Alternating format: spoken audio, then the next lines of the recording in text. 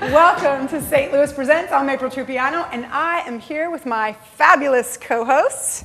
I'm Vern Fuller. Sandy Stevenson. And Jolena Johnson. And then we know that Vern has something on his mind. So, Vern, go ahead. What is it?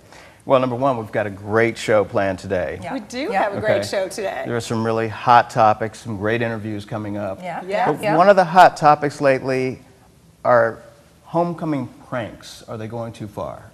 Interesting. Okay, so you have a little story, right? We've been talking about it a little bit. Well, there was a subject matter in the news recently where there was a shooting over a homecoming prank. Mm-hmm. And I recall, being captain of Ladou's football team, which I thought I'd just mention that. But my front yard was absolutely covered in toilet paper.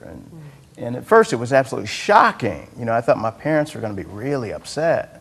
But that's just team spirit. That's just school spirit. Right. Your locker's all done up, and it doesn't mean like you're the center of attention, right? It a little bit. is. They wanted you to know they were, they were noticing you. But your parents wouldn't have come out and done anything like what this particular situation, right? What happened in this situation? Right. Basically, somebody got pranked, right? They got TP'd or whatever, and the father reacted a little bit. Reacted a little over. Yeah, a little too much. Did he shoot someone? Did he shoot someone or just shoot? Somebody actually got shot? Someone was shot. Oh, unfortunately, unfortunately hurt, I think what's sad about it is that it just speaks to where we are right now, and that we're nervous and overly cautious about our homestead. Absolutely. You know what I'm saying? Whereas before, it's like, oh, there's a bunch of cars in front of my house and a bunch of kids screaming, and I can hear the jangling, and they're throwing stuff all over like they did at your house, and nobody thought anything of it. Right. But now, you got 4, 5, 7 cars driving up, and all this noise and people throwing things, whether it's TP or whatever, and people get scared. Well, normally they do it at nighttime when no one's awake. So the effort that goes into this is pretty impressive, because they actually, are up late. Yeah. It's a school night, and they're all this energy and resources to develop that team spirit. It's a really sad situation that someone would overreact that way. Yeah. I mean, it's scary too. It's not even just this. That's scary. Well, I think it's sad because homecoming is supposed to be about spirit, and it's supposed to be about celebration and positivity. And so that just saddens me, because today's world is so much different than it used to be. Well, let's just say this. I would love it if the old days would come back, right? Where we could play a simple prank and egg somebody's house, and that'd be the worst of it. Yeah. Don't egg my house. Yeah, so let's keep it safe out there for the homecoming season. We have a fabulous show coming up for you. We've got some great guests. It is a jam-packed show. We're talking about stuff from how to get your diet back on track for a healthier you. And we're also going to talk to the man behind the voice of the St. Louis Blues. But before we get started on all that, here's St. Louis in 90 seconds.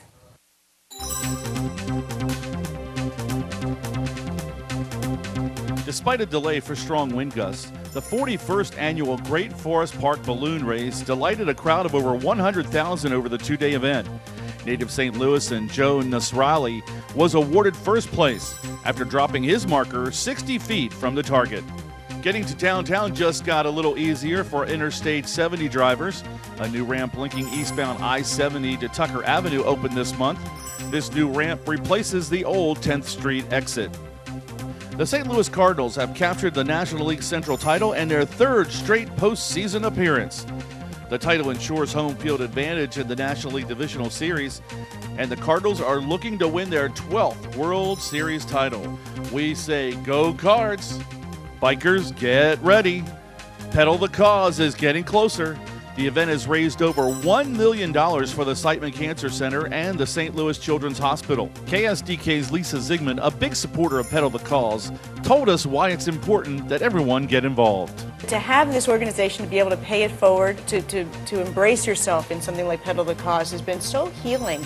And it's a fun event. I mean, that's what I want to get across. This is going to be so much fun. Over 2,000 riders have registered so far, and there is still time to join the fun. This has been St. Louis in 90 seconds.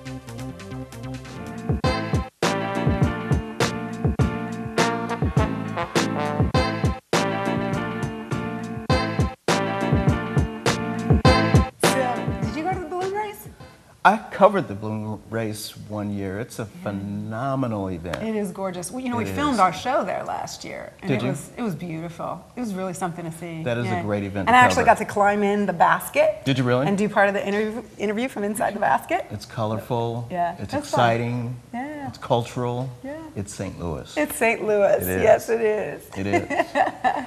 Now, the Normandy School District has been making headlines lately.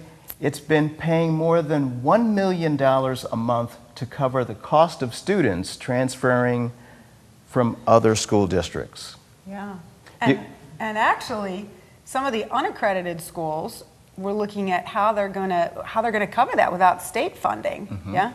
So it's been a hot issue lately. However, we have the turnaround specialist. We have Tiffany Anderson, the superintendent of the Jennings School District, to tell us how you did it. You were the unexpected win, as you did it, and you did it quickly. We did. We've had a phenomenal year. Yeah. So what are some of the things that you did in order to just shift it? You know, just. Well, you know, and it's really a team, more so than just me as an individual. You know, what stands with me is an incredible team of teachers and just people who are ready to see students excel at very high levels. I think the article in the paper caught that very well with one of our teachers who shared she's been working in Jennings for 15 years. And the last 2 years, she really kind of found herself in making some significant strides with young people. But Tiffany, everyone watching this interview is, I'll tell you right now, everyone is thinking about Normandy, they're thinking about the Riverview school districts, and they're thinking, well, if she can do this in Jennings, what's wrong with these other school districts? So, I mean, I hate to compare, but you're like the female Joe Clark sitting here, you know? So what did you do? Well, and I can tell you, we really actually focus on 3 main areas. I've been in 3 districts. They all have turned around within a year. It's very sustainable. I do believe that every district can achieve at high levels. And in all of those places, I've had a phenomenal team that stood with me who is ready for the work. And for those that are not ready for the work, we really, you know, help those folks transition as well. Is that a nice way of saying you fired some people? People did have to leave. However, that choice was made, whether it's being terminated, whether it's making their own choices to retire. Sometimes I call it, you know, people retire and they're still on the job and they forgot to tell someone. They forgot to tell someone. So, you know, so some people make those choices. Okay. So you made some personnel changes. We made quite a bit of personnel changes. We did some restructuring. Some of that was for a budgetary reason, just to free up funds. So as people were retiring naturally anyway, we just didn't replace positions that we felt like we could manage without that first year. But you know, many years ago, I used to be a principal in the city of St. Louis many years ago, I guess maybe more than 15 years ago. And there's a whole body of research out of Harvard, and it's called the Tripod Project, at least that's what it was called then. But the idea is that there are 3 areas that can turn around: a school, a classroom, or a district. If you're a teacher in a classroom, this applies. If you're a principal in a school, it applies. And I have found that as a superintendent, it's still applying to me today. Those 3 areas: one is relationships, making sure that you make those connections with parents, students, staff. The second is having an aligned standards-based curriculum. So the first question I ask before I take a position is, send me your curriculum. And if the curriculum is a textbook, that's not a curriculum. Curriculum is the standards, and you teach to the standards and use many different books. So we rewrote the curriculum when I started in Jennings. So you rewrote the curriculum. Yes. Okay. You had personnel changes. The personnel changes. It sounds like you actually you changed the culture. It really has to be, and to be sustainable, it has to be a cultural change. So relationships, curriculum, and then pedagogy. Having great teachers. Well, you also, I heard you mention the word team several times, Absolutely. and I'm a huge believer in that. Together, each achieves more, acronym. But it sounds like you've had quite a formula for turning around the Jennings School District. Absolutely. For us, I guess about 2 or 3 years ago, in fact, I wrote a book, Transforming Schools for Excellence, and it's just so self-published to say it's really not a secret in terms of how you move a school or a classroom or a district. The relationship piece is very much requiring home visits. All of our principals do home visits. Teachers will do home visits. When we hire people, we do things like we require people that they have to go on a community tour when they start. I meet with all the new teachers every other month. I mean, all of those things are relationship-driven items, but there are probably 100 different things we can do under relationships. One of our schools, the school that has the higher free reduced lunch, it has a washer and dryer. It's one of the things I used to do as a principal. A washer and dryer, and parents can wash and dry clothes for free with the exchange of volunteering in the classroom. So for every load you wash, you have to volunteer for an hour. Now you've also, because of your commitment, you've changed the culture, you've increased the standards for what they're teaching in the classroom, and you've even gotten everyone involved by creating a foundation, haven't you? Because you have a commitment to... We have a commitment to sending every student to college. Instead of students having a struggle with paying for the ACT, why do they have to do that? So as a district, we actually had all of our students, all of our seniors take the ACT. Either they got a waiver or we paid for it. We paid for the bus to take them to the ACT. We paid for the breakfast, the lunch, the calculators. For me, just bring the kids and we have it from there. You certainly have done a phenomenal job, and I don't think that the tax base in Jennings is very different from some of these other school districts that are really struggling. So thank you so much for coming and joining us today. I do want to let people know where they can donate. What's the website for us? Absolutely. www.jenningsk12.org. And anyone that wants to donate to our foundation to send a student to college, we encourage them to do so. And thank you for having me. Thank you. All right. Let's join Sandy and Jolena talking about mindful eating. Thanks so much, April. Okay, so if you're anything like me and Jolena over here, most of us really want to, get ourselves healthy, mind, body, soul, spirit, and all of that good stuff, right? And we've got an amazing guest with us here today. Are you excited about this? I really am. Yeah. So we've got Miss Deborah Zorensky here. And tell us a little bit about your company, your organization. You specialize in nutrition and all kinds of good stuff. So tell us a little bit about that and what's called and all that. Well, I co-founded and I'm the owner of a wellness center called the Center for Mind, Body, and Spirit, located in University City. And we have a variety of services there, everything from massage to chiropractics to facials to acupuncture to energy work, a lot of energy work and nutrition, and we have women's issues. We have trauma releasing stuff, and we're working with a new neurofeedback machine that we'll be introducing to the public soon. Now, okay, what is neurofeedback? Neurofeedback it's retraining the brain. It waves, and so it's really good for post-strokes, kids on the spectrum, the ADD to autism spectrum, things like that. But there's lots of ways to integrate. So we're an integrative approach. So people come and we might recommend 3 or 4 different modalities to help them with their journey. Okay, there's massage there, right? So yes. I know she's all like, yes! I know that's one of the things I'm interested in. So tell us a little bit about more of what's going on here. Okay. This is nutrition. I'm a little upset with you right now. One, because these are all snacks. Yeah. And there's no food in it. There's no food in any of them. I brought empty boxes. And when I actually took this box, my granddaughter had a huge temper tantrum because she said they were her snacks, and I kept showing it. There's nothing in it of yours. It's just a box. Yes, and you were talking to me in the green room earlier about GMOs and the effect that has on the body, and I know this has a lot to do with that. At the center, my area of expertise at the center is nutrition, and that's my background. So I work with people with nutritional concerns and challenges. Sure. I do a lot with digestive issues, and as I think most of us know today, digestive issues are major.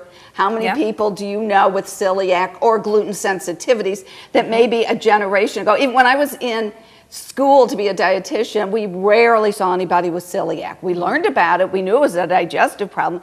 Today, I rarely have somebody come in the center that isn't sensitive to gluten, which is the protein in a lot of grains. 80% of the immune system is in the digestive tract, so it's a really important part of the body. There's a lot of products out there that are genetically modified today. Okay, and genetically modified products are grown with either the pesticide in them or they're herbicide resistant. Those are the main things. So I usually recommend that what's really helpful is to eat more organic, because when you pick organic foods, you don't have to deal with genetically modified foods. And not only do you want your fruits and vegetables to be organic, but you also want to look at dairy products. Because dairy products, the main foods that are genetically modified, okay, I'll go back to that, and dairy products have the hormones, but the main foods that are genetically modified is alfalfa is genetically modified, that is fed to the cows. Genetically modified foods are going to be corn, and so anything that's corn, think your major ones, 88% of all corn is genetically modified. This is quite interesting. And we need to learn more about this. So what is the name of your center? Can you give us that information, and then people can reach out to you, website, any of that information? It's the Center for Mind, Body, and Spirit. Our website is www.center, spelled out CENTER, FOR, mindbodyspirit.com. Oh, that is so wonderful. You know, it is such an honor to meet you, that you had such a huge vision and that you're helping people to live happier and healthier lives. I'm awed. Thank you so much for that, Deborah. Thank you so much for even being here. Thank you. And I know we're supposed to be seeing a little some stuff with Vern here. I heard you had a little fun out in the city of St. Louis, out in the streets, asking some random questions. I went out and spoke with the fans of the show in St. Louisans, and how was that? It was a blast. Actually, it was really interesting. I heard. So, how about we just let the package speak for itself? I'm with it. You know, we couldn't afford to hire a marketing research firm to find out what you, the St. Louisans, want to see us cover in this season of St. Louis Presents. So I've taken it upon myself to just go out and ask you myself. Come on. What is important to you in St. Louis that you'd like to see St. Louis Presents cover? Probably downtown events that are going on, things that are going to be happening in Keener Plaza, sporting events, even though everybody probably has a Cardinals schedule. But it's more of the good things that we don't see in the news. We hear a lot of crime, but we don't hear about solutions, things that people do. So I think more of the opposite of what we see on the news, basically being, people doing good things, humanitarians, things like that. I honestly think I'd like to see you guys cover a lot of deals as far as around the St. Louis area, where we can get the best deals, what we would like to see as far as shopping goes. The nutrition, because so many people are baby boomers like myself, trying to live longer, and fashion is good. There are really no places downtown to shop, but that would be a good thing to focus on. I'm always looking in the paper and SCLDA and other places trying to find out activities and stuff, because we're downtown for baseball, we're downtown for hockey, we're downtown for Fridays, so we want to know what's going on, and sometimes we don't know. I think health and beauty. I think that's probably the two things I watch TV for the most when I'm watching those kind of shows. So yeah, those two things. Health for sure. Since I'm down here during the week most of the time, out here at lunch, I like to know if there's any newer restaurants or anything like that opening up downtown. Because in the last few years, a lot of them have closed down. Now it just seems like we're getting kind of a resurgence. So when those open up, I like to know about it. I think I'd like to see more positive stories in the news. Maybe stories about, maybe not stories about animal abuse, but maybe nice stories about people rescuing animals, adoption stories, nice stories like that. More positive things in I've been around St. Louis for a while now, and I feel like I've been there, done that, done everything there is to do. What are the new hot spots? Where do I go to eat? Where do I go to hang out? I would like to see more stories about fitness at work, ways to stay healthy at work, and more information about St. Louis and activities around St. Louis. Granted, news is important, around the world. However, living in the community of St. Louis, I would like to know more about St. Louis and what that has to offer instead of all the bad things and negative things going around the world. Maybe a little bit more about the rejuvenation of downtown. I'm excited about it, and I hope that things are moving forward, but I'd love to see somebody look a little bit deeper into it.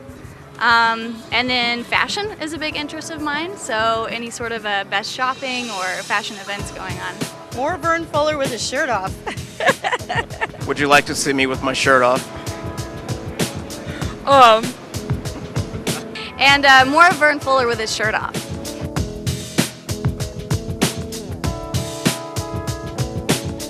And more Vern with his shirt off.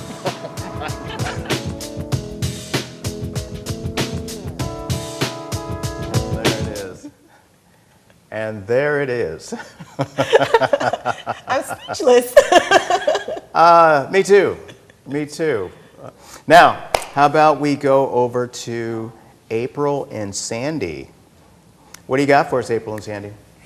Well, we've got the man behind the voice that you hear streaming through your home television set or your car when you're listening to the St. Louis Blues. We've got Chris Kerber. Welcome to the show, Chris. Thanks for having me. You had safe travels here. Piece of cake. And love Easy the to get fact here. that we can hear your voice and see you, meet you in person. Yeah, So thank you for sometimes being that here. frightens people when you have a radio face. Yeah, You know, yeah. Well, you're not frightening. You're not frightening. Got a You're face not for scary. radio. Quite handsome. You look, I was saying, I'm surprised you're not in a t-shirt and a blues. Yeah. A blues Yeah. t-shirt. No, you know and what? shorts. You're suited and booted today. It is one of the weirdest things that we do, but when we do the games, we're wearing coats and ties or jackets and ties, and I don't get it because we're on the radio, no one can see us.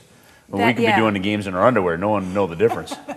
I'm sure they would get a kick out of it if they did. Well, somebody Yeah, might. live cam. So tell us how you got started, Chris, because it's not an easy thing. There aren't that many positions open for your sort of work. So how do No, you? I got lucky. I just I started doing games when I was at college at Miami of Ohio, and just started doing games in the tape recorders. And when you graduate in May, baseball teams and in the minor league level, they'd already hired. Their seasons had already started. Hockey teams are hiring.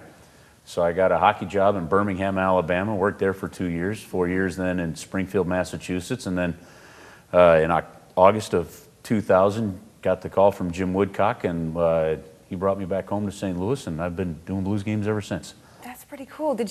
Were people all the time telling you, you've got a great radio voice? Did you ever get that before you got into that at all? No, not a whole lot. I just, I was, I did 4-H as a kid. I did the demonstrations at the state fair, planting trees and roots and things like that. And, I could always just talk. And I was listening to a Cardinal game one time, growing up, and I remember I looked at my dad and said, I could do that. He goes, you can do whatever you want. And that's kind of when I just started. That's when I started. What do you love about it? I'm curious. Well, just kind of like you guys, you're sitting here, you're kind of, we're entertainers, we're performers, and the great thing about being a sports broadcaster is it's the true reality show. When the puck drops, we don't know how it's going to end. You don't know. You could see, look at the Stanley Cup Finals last year. It looks like the series is going to get extended, and all of a sudden, in a span of about 1 minute and 10 seconds, Boston scores 2 goals, or Chicago scores 2 goals, rips the Stanley Cup away. It's amazing. So even the worst games you think, you still might see something spectacular. So that's kind of the fun of it. Okay, so I have a random question for you. What would you say was your most exciting game to view, to announce, whatever the case?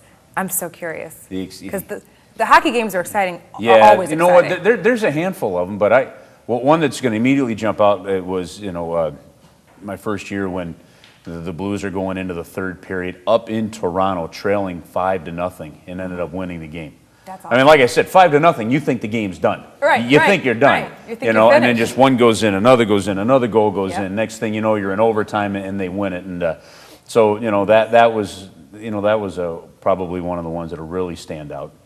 Well, we do have a viewer question. Okay. Okay. All right.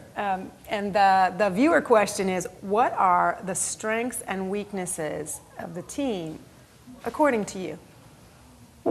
Well, strengths would have to be defense. So that they signed Jay Bomeister in the offseason to a 5-year extension. So counting this year, he's under contract for 6. Alex Pietrangelo, 2 days into camp, signed a 7-year extension. You've got Kevin Shattenkirk, who's a former first-round pick the Blues acquired from Colorado in the Eric Johnson deal. He's under contract for 4 years.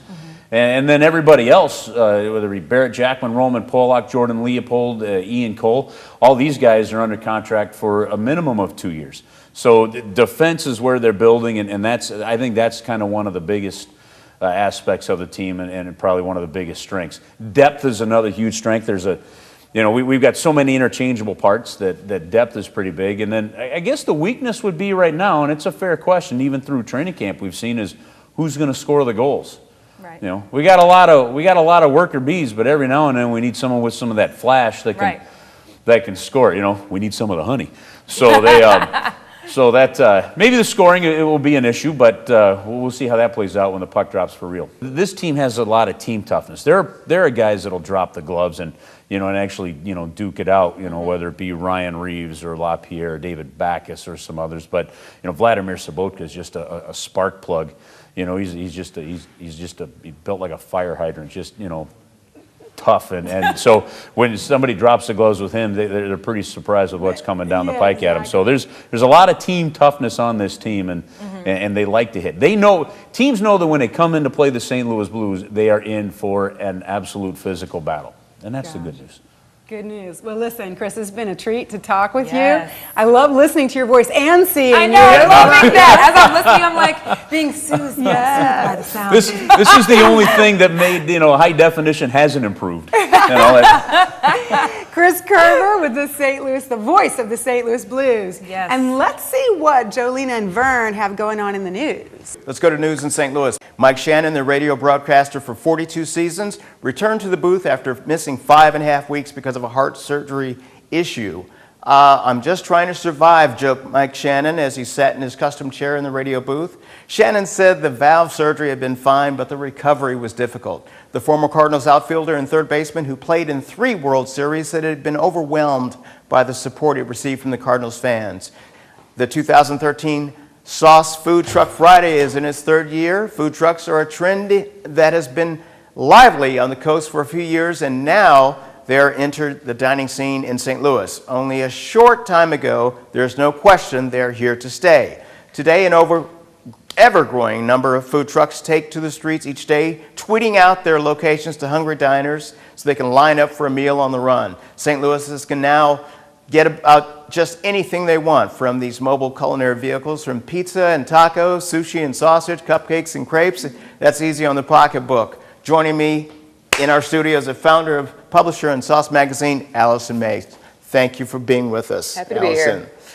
Sauce Magazine, what's the history there? Oh, we've just been reporting on the culinary scene for St. Louis for 12 years now, and we continue to do that today. All right, so what about these food trucks?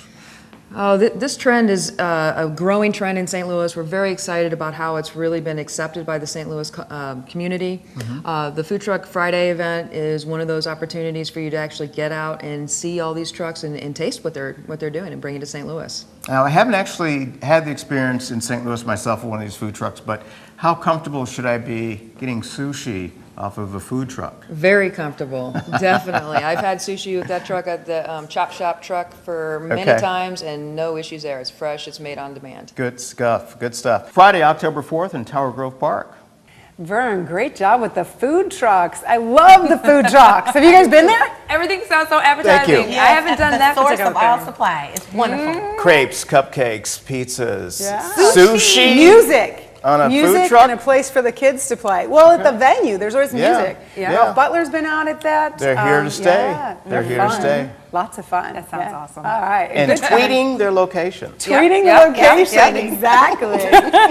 Well, we want to thank our guest, Tiffany Anderson, and our guest, Chris Kerber, and our guest, Allyson Mace, as well as Deborah Zorensky. Yes, they were absolutely amazing. We had such a great time. I learned so much about nutrition and everything that I needed to know about what's going on in St. Louis. So, yeah.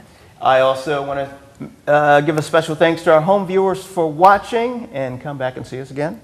And join us next time for the next STL Presents. Have an absolute good day.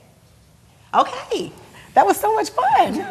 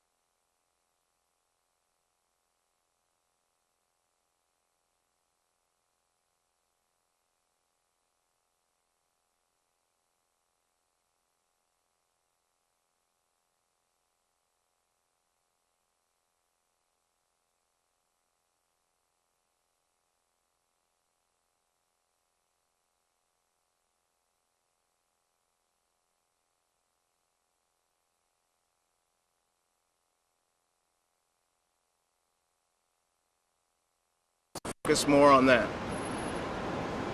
Some, at least. I mean, I know that some other stations try to cover health issues, but very seldom do they really focus on health issues concerning minorities. Okay. I like it. That's a good point. Good stuff. Appreciate it. Megan, let me guess. No, Kayla. Kayla, nice to meet you. Wow, you said that quick, Kayla. Yeah. Okay. Whoa! Whoa, don't zoom in on the breasts. No, I'm actually taking That comment's a keeper. We were outdoors, but there we go. Do you want me to look at you or the camera? You can look at me, or you can look at the camera. Sometimes it's easier for those who get camera shy.